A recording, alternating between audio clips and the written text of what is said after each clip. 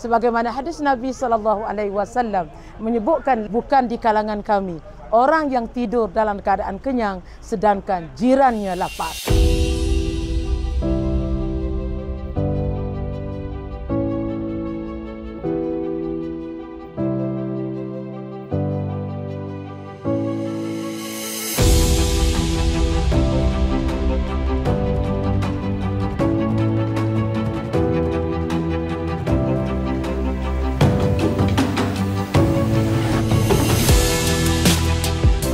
Hari ini tim Cinta Gaza Malaysia 7 Disember 2024 kita berada di pusat asnaf Rantau Panjang. Di sini kita kumpulkan barang-barang sumbangan dan kita akan sorting barang-barang tersebut, kemudian kita akan hantar ke kawasan-kawasan kampung yang terjejas akibat banjir.